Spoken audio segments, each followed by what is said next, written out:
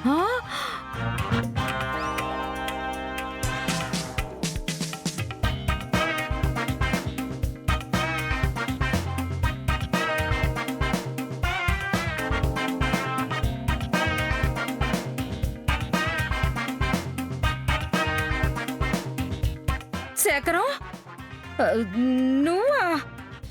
నేనే. ఏంది అందరు అట్టా చూస్తా ఉండారు? నేనేమన్నా స్పేస్కి పోయి వచ్చి ఉండానా ఏంది? స్పేస్ కాదు శేఖరం, ఈ సౌమ్య నువ్వు గదిలో ఏదో చేసుండవు కదా.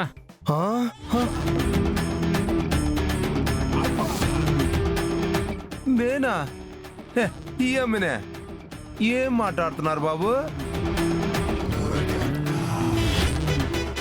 నేనే వాష్రూమ్ ట్యాప్ రిపేర్ ఉందని చెప్తే అతను బాగు చేయడానికి లోపలికి వెళ్ళాడు. అందుకే నేను అనేవాళ్ళ వాష్రూమ్కి వెళ్ళాను. కానీ శేఖరం ఇలా ఎందుకు చేస్తాడు? ఇప్పుడు నన్నెవరూ పట్టుకోలేదని ఎలా చెప్పాలి? ఏదైతే అది అయ్యింది. ఆడిన అబద్ధాన్ని కంటిన్యూ చేస్తే సరే. లోపల రిపేరింగ్ పూర్తి చేసుకునే ఇదే కదా నేను బయటికి రావడం సారు. చాలే, ఇంకా బుకాయించింది. ఈ గది లోపల ఉన్నది నువ్వు మాత్రమే. నన్ను పట్టుకుంది కూడా నువ్వే అయ్యుంటావు.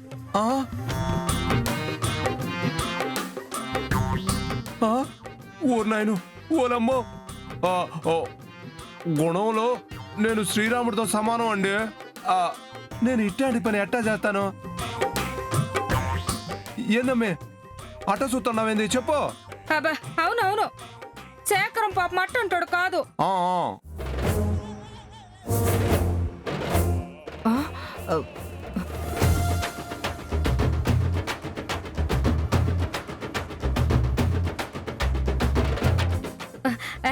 అందుకేగా ఇళ్ళావిడ వదిలేసి వెళ్ళిపోయి ఉండాది.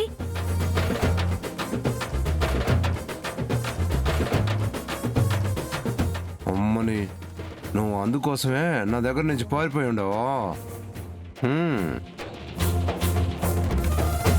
అమ్మా సౌమ్య, శేఖరం చాలా మంచివాడమ్మా. పాపం ఇంతకాలం తన భార్యని తలుచుకుంటూ ఊరూరా తిరుగుతూ ఇక్కడికొచ్చాడు. ఈ మనిషి నిజాయితీ మా అందరికీ తెలుసు.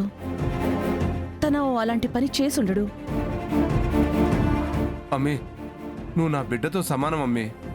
ప్రాణం పోయినా నా గుణాన్ని పాడు చేసుకోను. సౌమ్య, నువ్వే చీకట్లో ఏమన్నా అలా భ్రమపడి ఉండొచ్చు. వాస్తవానికి ఈ ఇంట్లో అలాంటి తప్పులు చేసేవాళ్ళు ఎవరూ లేరు.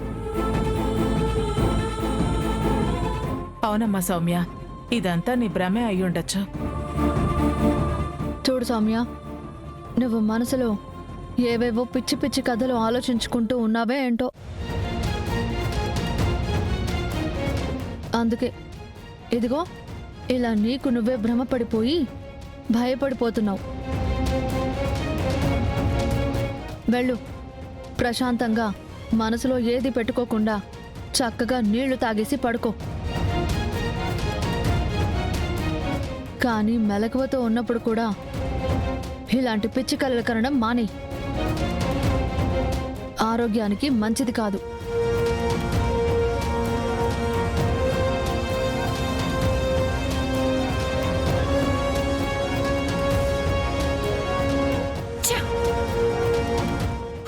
నేనింత పక్కగా ప్లాన్ చేసుకుంటే కూడా అంతా తలకిందులైపోయింది.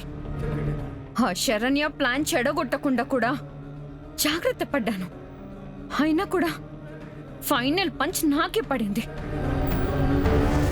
చెరపకురా చెడేవు అంటారు.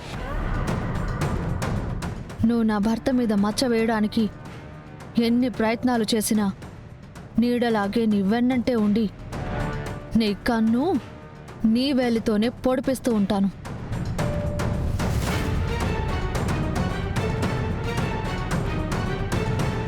బై మిస్టేక్ నా నుంచి నువ్వు తప్పించుకున్నా నీ పాపం నుంచి నువ్వు తప్పించుకోలేవు. కర్మ నిన్ను కరకర నమలేయకుండా విడిచిపెట్టదు.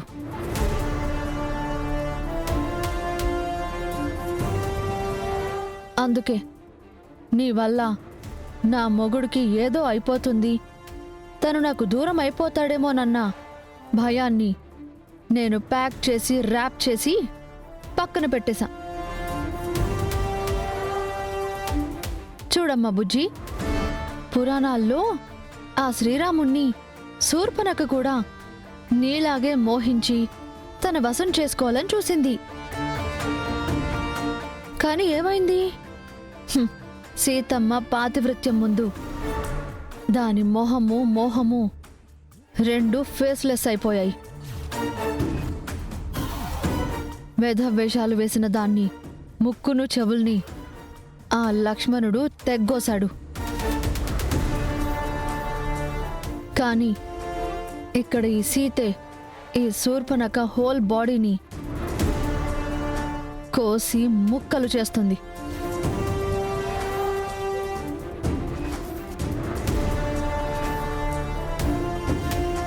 Be careful.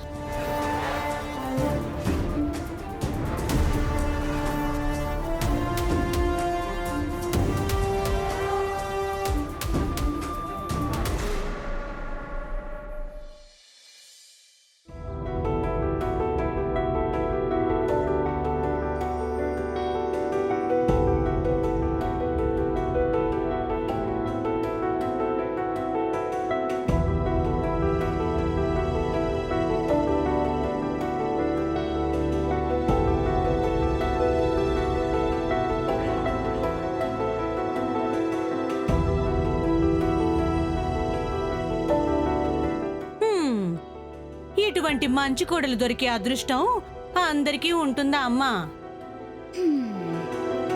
దేనికైనా పెట్టి పుట్టాలి అంటారు. అయినా నా పిచ్చి గాని ఇలాంటి కోడళ్ళు సినిమాలు సీరియల్లోనే గాని మన బతుకుల్లోకి ఎందుకొస్తారు? అత్తల్ని పీక్కు తినడానికేగా ఈ కోడళ్ళ జాతి పుట్టుకొచ్చింది. అత్తయ్య గారు, ఆ సీరియల్లో చేసేవాళ్ళు కూడా నిజ జీవితంలో నాలాంటి వాళ్ళే అండి. నాలాంటి వాళ్ళు అంటే జీవితం మీద ఎన్నో ఆశలు పెట్టుకుని అత్తారింటికి వచ్చిన వాళ్లే అంటున్నాను.